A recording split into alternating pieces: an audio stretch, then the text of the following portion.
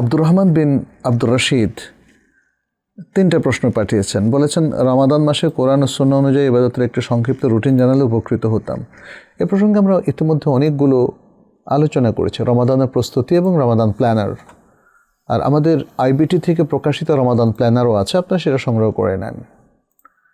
অতএব এখানে সংক্ষিপ্ত জায়গায় আমরা পুরো আলোচনা করব না, তবে এতটুকু বলবো যে রমাদানে আপনি আপনার সমস্ত ফরজ ওয়াজিব যে ইবাদতগুলো আছে, পাশাপাশি নফল যে ইবাদতগুলো আছে, যেমন কিয়ামুল লাইল, এগুলোর একটা সুন্দর প্ল্যান করবেন।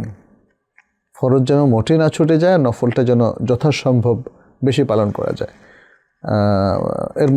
এর মধ্যে আর অনেকগুলো বিষয় আছে, আপনি জানেন, যেমন সিয়াম রাখা, ইফতার, সাহুর, এগুলো সুন্নাহভিত্তিক কী করে করা যায়। তারপরে কিয়ামুল লাইল আপনি ইমামের সাথে কিভাবে পড়লে সেটা সুন্নাহভিত্তিক হবে। পাশাপাশি আপনার কোরআন তেলাওয়াত করা, বেশি বেশি দান খয়রাত, সাদাকা, যাকাত আদায় করা,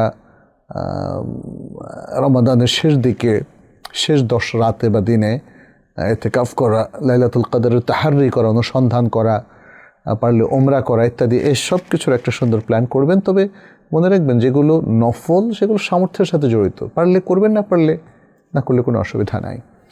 আর পাশাপাশি আপনার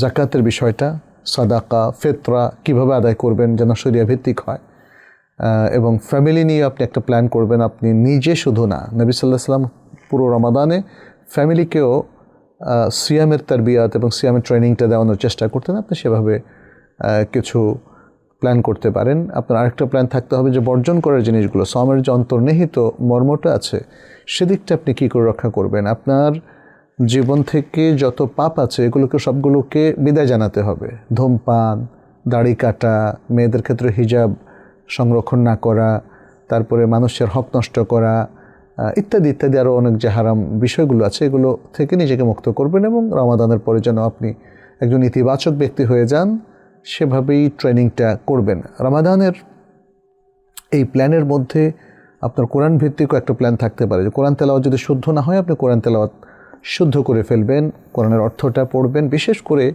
যে আয়াতগুলো বা যে সূরাগুলো আপনি সাধারণত সালাতের মধ্যে তেলাওয়াত করে থাকেন, সেগুলোর অর্থটা আপনি জেনে নেবেন, এবং অন্যান্য আজকারগুলো যেগুলো আপনি সালাতের মধ্যে পড়েন সেগুলোর অর্থটা জেনে নেবেন। তাহলে আপনি সালাত পড়তে গিয়ে মজাটা পাবেন।